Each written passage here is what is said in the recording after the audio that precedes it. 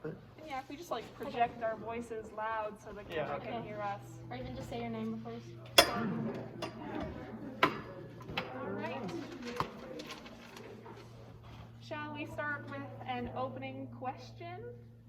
I think we shall. All right. Sounds good. Now, what is the most interesting thing that everyone learned throughout this research process? Max, do you want to start? For me, most of my research was on, well, one of my sources was on a former NHL hockey coach and player who was, he was a Indigenous person, and he really struggled throughout his whole career getting into he was faced with a lot of discrimination, and he talked about through this documentary, this 15-minute documentary, he talked about all his experiences, and I found that extremely interesting, and I could go into much more detail, but I found out how much residential schools still affect First Nations to this date. I listened to an interview on CBC, and there was a mother telling her story about how her parents could not parent her in the right way, which led to her not being able to parent her children in the right way. And there needs to be something to break that cycle. That's what I learned.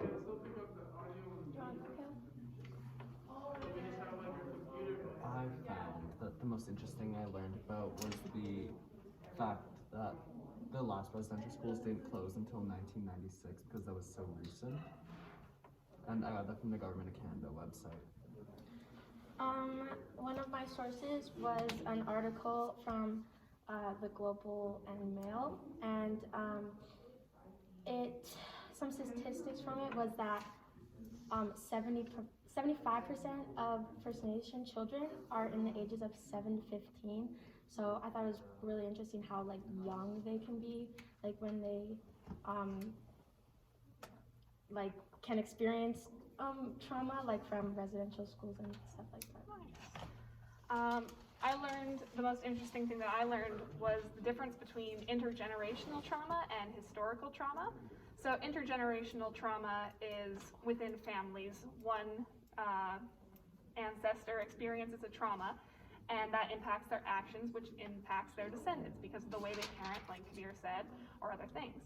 And now historical trauma is a subsection of intergenerational trauma, except the trauma affects the entire group. So even if a member of that group didn't have a family member experience that trauma, they're still affected because of the collective harm that it did to their identity and just made them more oppressed, which I thought was pretty interesting. So intergenerational trauma is kind of more in a family, and historical trauma is a group. Yeah, exactly. And so with the historical trauma of residential schools, the Holocaust, things like that, it damages the minorities and leads to things like socioeconomic disparities and drug abuse and things we'll talk about within this discussion. Right. Yeah. Start? Kabir, you said that her parents, the lady in the interview, her parents didn't parent her properly, and so she was unable to parent her children properly. Yep. Can you elaborate on that? So pretty much, when her parents were young, they were taken away from their own parents and put into residential schools. And from there, they didn't have that parent figure. They were just in constant abuse and neglected and didn't know how, parent love feels. So they kind of transferred that to their children, and then they don't know how love feels either. So it's just a continuing cycle, the intergenerational trauma, which has to break pretty much. Otherwise it won't stop. Yeah, exactly. Does anyone have any ideas about the best way to break intergenerational trauma? Yeah. I think that there should be, or everyone should be more educated on what they've gone through and what they're still going through, and I feel like there should be like a national day honoring everything that they've lost, just to really educate us and be more, I guess, considerate of them. Yep. I completely agree with you. I think a national day would really make everyone put into perspective what they went through and just appreciate them for what they've gone through. And I also believe that in school we should be learning more about them as like we discussed yesterday. I think it was only grade 10 that we learned about First Nations really in depth. So I think if they could add it to the school or the educational system, that would be very beneficial for everyone. Yeah. To add on that, I found a study done by CTV News, and they found that 51% of people aged 36 to 54, so in and around our parents' age, they did not learn about residential schools at all, and they had no idea that they even happened. And 58% of people aged 55 and up had no idea. And then even more interestingly, in Quebec, only 57% of citizens believe that residential schools were bad. So 40% of their population thought that they were essential to history and they were good, teaching Indigenous children how to, read and write and adapt to Western society. Kind of like how the United States thought slavery was good for Yeah, the benefit exactly. of their country. And I found that from this study that Quebec has the least amount of residential school education in their curriculum. So yeah, like a national holiday, giving people time to recognize what happened, the traumas, and maybe that would give a different perspective. Absolutely. I think to touch on that as well, like a national holiday and more education would be really good. But I think we also really just need to listen to survivors to see what they think they need, because without experiencing it, we don't know what can really help them. Yeah, exactly. Like how you just said, like some people thought it was like good and educational, like residential schools were good in history. It just shows how we need to listen more about their experiences. And one of my sources, it was a guy who was taken to an all boys schooling when he was 8 from his family. And he just talks, it was a podcast, and he just talks about his trauma and stuff. And I want to add on to like Kabir talking about, what was it? It was like a woman, her like parents weren't teaching her like about their like culture and stuff. This guy was talking about how he doesn't even want to put his kids into school or take them to the doctor and stuff, because he's scared that they're going to experience the same thing like he did. Like he was scared that they're not even going to come home because they'd be taken or something like that, and he doesn't even want to tell them. He said it was hard for him telling them about his past and stuff, because he just didn't want them to experience the same thing. And I feel like it's just so important to hear people talk about like that kind of stuff. To talk about like the stuff with education and the fear that a lot of parents have, I saw an interview from the Canadian Encyclopedia of a man talking about how he was afraid to like hug his own children because that's how the abuse cycle can start, and also teaching them about their culture because then it could never be used against them, like if they were taken. Going back on that Quebec point, Quebec is a really religious province, and I feel like if you can take that religious aspect out of like their government and like their population as a whole, they'll be able to realize how bad it was, because they don't want to like denounce their religion, I guess, and in the eyes of their God, they'll look bad if they do that. Going back to the experience point, well, like unless you're really in it, obviously you can't have the same perspective, right? Like for us sitting here talking about it and to actually be in it in residential schools, it's completely different. So I mean, going back to your guys' point, for that documentary I watched about the hockey coach, his name was Ted Nolan, and in this 15-minute documentary, he actually mentioned once that when he was playing junior hockey in Thunder Bay, he stated it was one of those years where you went from loving a game to trying to survive in a game. So he was faced with so much discrimination. It's just, it's crazy how it's still a thing today. So. Going back to what Kale said about like hearing their perspectives and making sure we understand their experiences, a lot of the sources that we looked at are from the perspective of survivors or from descendants and how it's affected them. And it's difficult to get concrete evidence from studies and things like that because it's such a difficult field to study since you can't go back and interview the people who experienced the first trauma to affect the survivors to understand the full range of intergenerational trauma. And so we run into certain biases with the source, not necessarily bad ones, but definitely things that affect the information that we're receiving and our perspective of it. And so when we look at Quebec or something like that, it raises the question, what kind of news are they getting from about residential schools to shape their opinion that they weren't bad, per se? Well, to be fair though, like you can be interviewing people who are getting the intergenerational trauma because there's so many people who've already been through that who are still around because they were so recent. Yeah, Exactly. Like you said, what, 1996 was it? Yeah. That's the last one. 25 years. Yeah, that's nuts. Going back on George's point about education, on one of the sources that I looked at, it said only 48% of Aboriginal people have a certificate or diploma, and that's compared to 65% of non-Aboriginal kids having a diploma or a degree from a school. So it really shows how much they still don't trust, I guess, the school system, thinking that it's going to corrupt their kids. So maybe there has to be some change in the curriculum to make them trust the school system more. Just make it more welcoming and open. Yeah.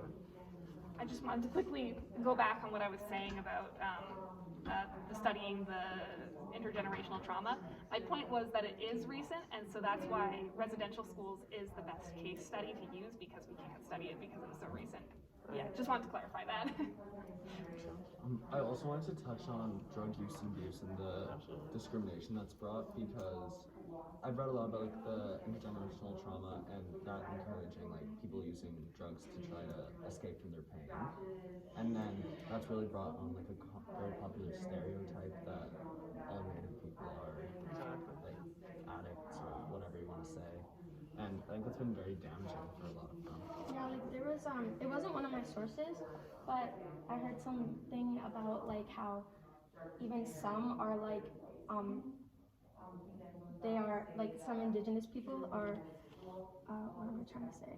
Like say they need like to get like medical help or like financial aid, they're like they don't get to have that because everybody just thinks they're just like They're gonna sue they're, it's gonna be drug. yeah, it's based on like drug use or for alcohol and stuff like that. And I think it's important that we don't just base it off of that because also a much more bigger form of discrimination. Yeah. Another stat that I saw was that only 66% of First Nations adults living on the reserve have consumed alcohol compared to 76% of the general population. So I guess that stereotype of them being heavy drinkers and addicts really plays into their negative, I guess, outlook from everyone else, I guess. I also feel bad because most of them use that as like a coping mechanism because they've just gone through so much, and like the guy on my podcast was talking about how he'd get so angry about it and then he would just go to drugs or alcohol, and he said how he was in and out of the jail system because it was just so much he doesn't want to talk about it, so that's how he deals with most of his past like experiences from that. Sorry. If I read a source and from the United Nations, and it stated how Indigenous people make up around 19% of federal prisoners in Canada, while the actual population amount in Canada is 3%, and it just shows like exactly like you said, Georgia. They turn to, like, not all of them obviously, but a lot of them have dealt with so much. They turn to drugs, alcohol, violence to cope with this, right? And it's so sad. Like, they don't deserve that. It's not brought on by them, right? So it's brought on by their past, so their generations. To touch back on what Sarah said earlier about the socioeconomic disadvantages that really also plays a role, I feel like, in the amount of them in the prison system, because lower economic neighborhoods or areas are always like controlled a lot more because they're expected to have more crime. Right. Yeah, exactly. Yeah, and to build off of that, 52.2% of the children in the welfare system within Canada are Indigenous because, according to the government of Canada, they are more likely, their households are more likely to be inspected by the child welfare system. They're more likely to get taken away rather than just some white family living in Calgary. Right. And that also comes from the socioeconomic disparities because parents don't have the resources or the skills to necessarily take care of their kids, and then the stereotypes surrounding these parents is what leads them to be more heavily inspected and more likely to have their kids taken away. I'm not disputing your point, but I'm just gonna say what I've seen on Justice, Canadian Justice website. It said that there was a higher proportion of Indigenous kids self-reporting childhood maltreatment. So maybe it is something that they have to go through every day. But I don't know what I'm trying to say here, but maybe it's the parents that need to be taught better rather than taking the kids away, because taking the kids away isn't going to teach them anything. They need to get to the source of the problem. Like you said, or like what we talked about earlier though, like with the whole residential school thing, the parents of these children didn't get the same experience as any of us would, right? Or so it's tough for them to. It's just tough for the whole community, you know. I guess the parents don't even know better. No, they don't know better, and they don't have. They just don't have the firm understanding of how to parent exactly, honestly. So I feel like, like what you said about getting to the source of the problem. I feel like that's like a big factor of how to heal trauma is to talk about it with your children and stuff. Because if they just see all the parents not talking about it and just resorting to alcohol or jail, obviously it's gonna affect them because they're gonna be like, oh, is that what I'm supposed to do too for not knowing anything about my past religion and culture and stuff. So a lot of kids who their parents are not role models, but they're the shadow of their parents because they just think that's how you're supposed to, because they're not used to talking about it and getting to the source of the problem. I think we had the same source about the interview with the mother, and I'm just going to repeat your point, but she said that she wouldn't teach her language and her culture to her kids because she didn't want to get abused and she didn't want these negative things, and so that lack of communication really solidifies that oppression there. So the awareness, the education, everything really helps to heal that. Going back to the more frequent searching and checkups on the homeless Indigenous people, I feel like that's even.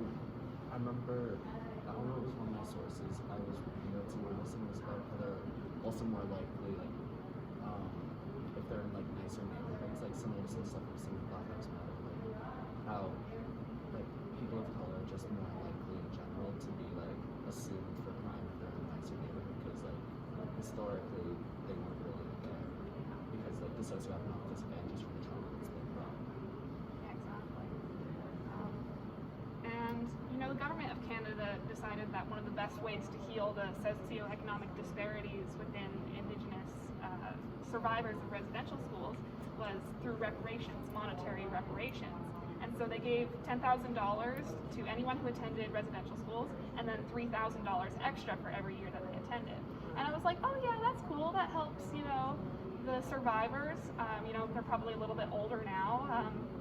But what I noticed is if the survivor, if the person is dead who attended residential school, their family doesn't get anything. The reparations do nothing to help the descendants of survivors, the people who are suffering from the trauma. Yeah. I think instead of monetary reparations, they should have something like a therapy group, free of charge, just to help them walk through their trauma, get them to talk. Like you said, that a lot of the First Nations are in the jail system and foster system, so maybe just to get them to talk about their trauma can relieve some of their problems. Yeah. Sorry, Eddie. you go ahead. Yeah. Talking about trauma is really good, but it doesn't help people get more money, which is the thing that it doesn't give them resources necessarily to provide for themselves and give themselves a better way of life. So, for example, in Canada, we have a system in place where status Indians, as they're called under the Indian Act, can get their university and post-secondary paid for partially by the government. And so that helps people better themselves and, you know, make their new way of life. But a lot of communities only get enough funding to send 30 people yearly, or pay for 30 people to go to university. And so while healing and talking about trauma is good, we need more programs in place to help people provide for themselves, make more money. They need a better education on the reserves, because if you just have crap teachers, kids are going to drop out of school. They're not going to learn anything. They're not going to get much from it. I'm just gonna say I partially disagree with that, because if you don't have the trauma talked about and resolved, then there's gonna be no point, because nobody's gonna be ready to go get an education and be out in the workforce, because you can't deal with that all at the same time. I'm not saying don't talk about trauma. I'm just saying do both. Exactly. And I know that some for Indigenous people you can get like I think it's called a status card or something, where you put down what tree or like tribe you're from, and it like you can use that for like resources. I'm not sure which ones they apply to exactly. I think you can use it for like gas or like things like that. But as you said, I think there should be more financial aid towards people like that, because one, it's important to talk about trauma, but things like that can just show how we care about them still and how they need more support. I completely agree with both you guys' points. I think compensation, obviously to a point, is extremely beneficial, and it should be happening, absolutely. But there's just something about that type of experience, I'm sure, that you just can't go over, right? So it's just, yeah. And to also, what am I trying to say? Yeah. Further your point, I believe healthcare is also a big thing that they should be. And in British Columbia now, in one of my sources, the First Nations Health Authority has begun to deliver First Nations healthcare through direct services and collaborations with provincial partners. And I think that, like, just as much as they can do, because the government's taken the right steps. They're starting to really take great steps, but there's still so much more to be done, right? So. Do First Nations get a tax break? They do. Some of them do. You have to be, like I said, a status Indian, and you have to. I'm not exactly sure. I will have to double check, but I'm pretty sure you have to be living on the reserve to qualify for it. But like I said, I'm not exactly sure. For the status card, you can have the status card just for your identity without living in the reserve. You don't get the benefits of it without being there. For some things. Yeah. Like, do you guys remember Hannah Bremner at all? Okay, well, she went to our school in middle school, and her dad is a status Indian. It's not the best term. And so she gets certain benefits from that. So she gets her university partially paid for. Her dad doesn't have to pay certain taxes, not necessarily like income tax or anything like that, because they don't live on the reserve. But you get more benefits if you do. I don't know where I've heard this, but I heard that some First Nations don't have to pay a tax on alcohol. I've heard that. I'll look that up. On alcohol and tobacco and Yeah, stuff, that's what I've heard, right? and I feel like that's not good. Because It's all alcohol, to something else. Exactly, yeah. because if you get alcohol for less, then you're obviously gonna. You're more Keep exposed to using it, it, right? keep Yeah, using it. exactly. Like you said, it's a good way to cope, right? Yeah. For them, I mean, they just, not for them, but like, for anyone, I'm sure you can just Yeah. get carried away by it, right? So, And it's almost like it's trying to like help them fulfill their story. exactly, exactly. yeah. Okay, so I looked it up, and they do have to pay a sales tax on alcohol, fuel, and tobacco, but it's specific to the land that you're on.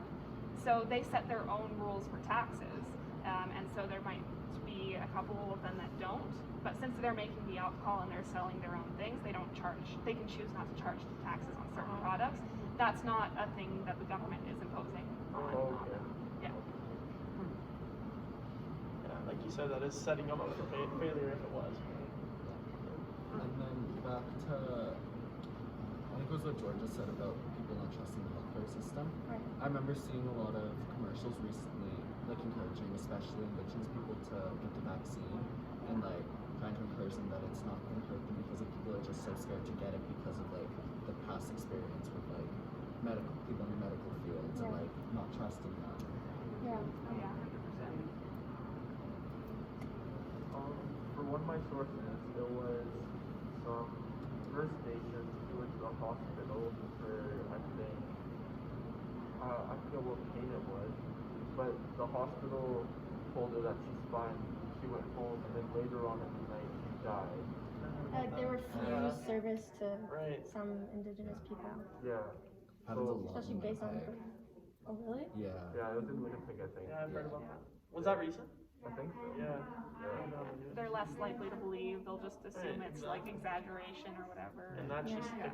directly from intergenerational trauma. It's just, There, Or it's like it's just drug abuse or something. yeah. There was another one I saw a couple years ago about there was a woman who she was either getting like beaten by like nursing staff like in a Winnipeg hospital, and then like she had gotten up in video, but like stuff like that happens all the time. oh yeah, exactly. And only every now and then it's on the news, right? Yeah, you don't even Just- see half no, the exactly. stories of Yeah. people who have. And a lot of the time, the media, like it's such a crazy world nowadays. The media will just say, for example, the news title or the article title is just Indigenous person. I don't even know, Not but even it's just what actually it doesn't happens. tell you what It actually doesn't- happens, yeah, right? yeah. Like I don't know if you guys have heard these last few. I shouldn't be talking. I'm not too familiar with it, but the killings of the black The people. 15-year-old. Right, the 15 Oh, year old, yeah. yeah, like, and even George Floyd, like, you don't hear about it all until it gets out, and then you got to do some research, and you finally actually understand what happened. Yeah. And people It's just like assume like yeah. they'll just be like, oh, Exactly. they got killed because it was their fault or they were Yeah, like they were being abusive to Right. whoever. exactly. Like it's just Or- Even touching on that, it's like sometimes they would be like, oh yeah, but they had like a record, like it still doesn't make a difference. Like what do we Right, have a that takes prison? away their rights or something. What do we have a prison system for? If Yeah. You're just gonna kill them before they have right to trial, or like even some of them like you could always like plead insanity, like if they did even commit like bad crimes, but most of them have not. right, Yeah. exactly. So, like moving that back to intergenerational trauma, like while these things are horrible, like discrimination and oppression, like while they suck and they're based off of things that stem from intergenerational trauma, they aren't necessarily like, I don't know, intergenerational trauma themselves per se. I'm trying to find the right way to word it. Like yes, drug abuse stems from intergenerational trauma, and drug abuse leads to the negative perspective of people on the Indigenous population. But it isn't necessarily a direct result, as you were saying, Max. But yeah, that's Yeah, I agree. Are you trying to say like not just to focus on Right, that it's not all that, yeah. intergenerational trauma, people going to like drug abuse or being, That's a very good point. yeah.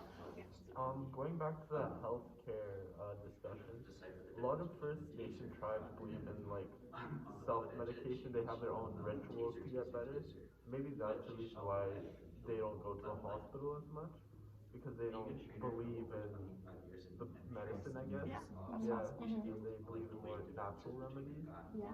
That's reasonable. Like naturopathic. Yeah, like that stuff. Then they like hold ceremonies for people that have died. That's very different to what we usually hold. Like especially on their like reserves, they grow a lot of like their own like plants and stuff that they use based on their medicine and stuff. Yeah. It's a lot more spiritual. Yeah.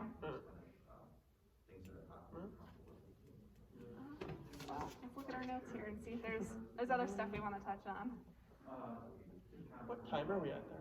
10:30. We're at half an hour, but I feel like I'm worried we're we like got some other stuff. You know, just like out there, 37.2% of adults who had at least one parent attend residential school thought about committing suicide in their lifetime, compared to 25.7% whose parents did not attend residential school. So, yeah, that's a lot of more people want to kill themselves, which is not good. Yeah. Did you guys watch the Indian Horse movie in grade 10? No. I think I did. It was a movie about Saul's, his name was Saul, his experience with residential schools. He went on to be a hockey player, but the trauma of the residential school always was in him, which led him to like drugs and stuff, which he ultimately almost died. His liver almost like failed pretty much. But there was this one program. I think it was a First Nation like tribe program to get them back in. I feel like we need more of those because they trust each other more than they trust like some random person. Yeah. Maybe then they can, I guess, open up and share their problems. And talk about it, like you said. Yeah. More using like the success stories from their own people. Yeah, Yeah, exactly. absolutely. Encourage like Yeah. as role models. For sure. Like, it's important to note that a lot of people who experience intergenerational trauma, rather than turning to drug abuse, substance abuse, or negative things like that, they became leaders in their community and they found their salvation through, healing, talking about things. The Sweat Lodge, for example, in one of the interviews. And that has been a great way to spread awareness throughout the community and allow people to heal within themselves, rather than having the government come down and being like, oh, we think you need this, we'll give it to you. Absolutely. Yeah. Speaking of spreading awareness, this is kind of not off topic, but at my old school, in Mission, there's actually like it's a very small residential school, and it's like just outside of where I used to live, and I think it's important that like even the building itself, like I think it got turned into some sort of like what was it? Just like a business building, or somebody just, it was for lease and somebody bought it. And I think there's a small little sign at the front that just has, and that just says a couple like a summary of what it used to be. And I just think that's like Not enough. like no, definitely not. Like I think it shouldn't have changed it. First of all, it shouldn't like it should have stayed the same. And I think like it just is important to.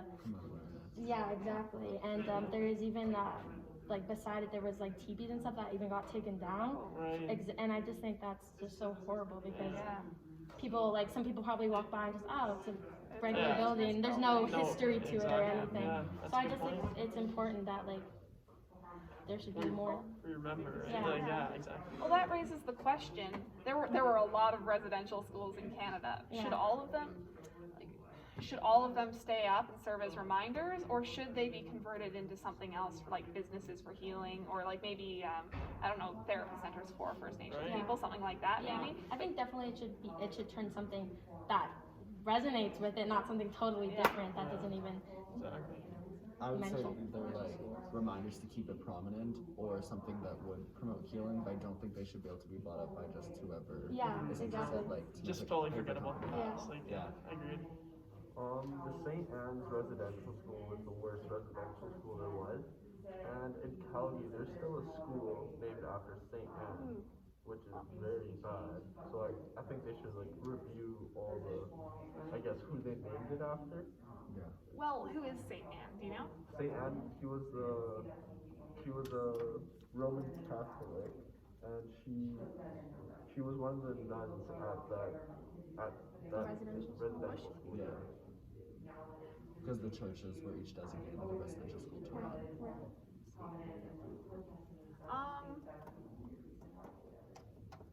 that a high school? Saint Anne is Mary's mother. not necessarily, like Saint Anne is the name of a lot of schools, not just Right.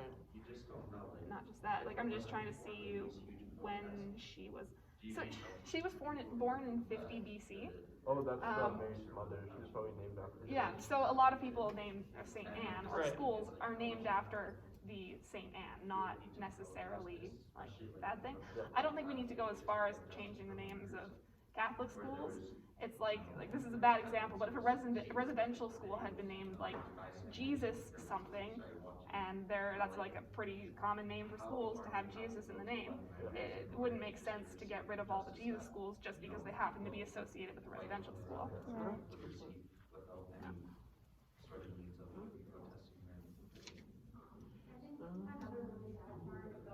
Does anyone else have any other topics they want to touch else?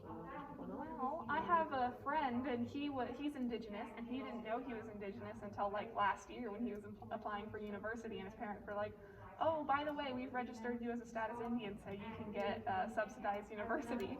And his parents actually attended one of the last open residential schools, and he had no idea of his culture because he lived off the reserve. He had lost everything, and then when he learned that he's like First Nations, it was a huge identity crisis for him. Yeah, exactly. Oh, wow. And he doesn't know his native language, he doesn't know anything about his culture, and he's trying to get back into it. And that's just one of the effects of intergenerational trauma. Like I obviously can't speak. I'm not sure who this is, but the parent, his or her parents might have like just not wanted to tell him about all this, right? So like you said earlier, just they don't want to spread this past because it's just not.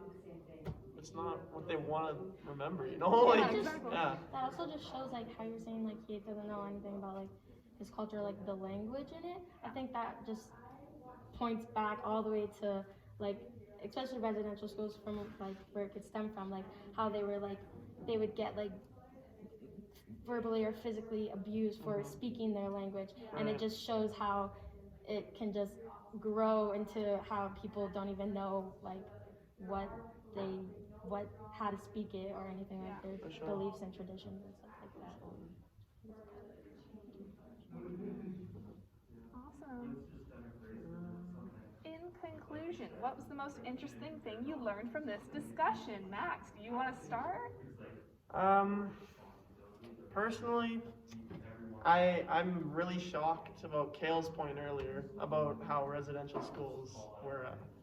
The last one was open in 1996. That just seems so recent to me, and I'm blown away by that. And yeah, I mean the Kabir had a point earlier about 48% of people of indigenous people receive diplomas, right? Yep. Yeah, so that blows me away too. Like I get it. It's just there's so much to think about. Those are my 2 points. Yeah. From this discussion, I think the best thing I learned was the healthcare system, how it kind of rejects, or not really rejects, but doesn't treat indigenous people the same way as it would treat, let's say, either me or you. And I feel like that's just terrible because they're all people, they've been here for longer than we have, and they have every right to have the same service as all of us, I guess. Absolutely. I forget who said it, but I was really interested, or just kind of surprised that 75% of people who attended residential schools were ages 7 to 15. Oh yeah. Because that's just such a young age group, Right. like as well. Mine was how you said that. It was like 37% of people who attended residential schools have committed, like the adults have like committed suicide. Like that is. They've thought about committing Or suicide. thought about. Yeah. Oh, they've thought about Yeah. committing suicide. That would Which be is a lot. still, that's Yeah. still like it's just, Yeah. just even think about that. those experiences just don't go away, right? It's just, Yeah. Yeah. I really liked Kale's point about the vaccines and the encouraging First Nations individuals to get the vaccine, and yet they're so scared to because of all of their past experiences and their parents' past experiences with the healthcare system. yeah, Yeah. that was a good point. All right. Good Thumbs discussion. up. Nicely I hope done. you could hear us well enough. Yeah, Can let's we like stop putting up our hands? I think we did. I don't know. Good plans.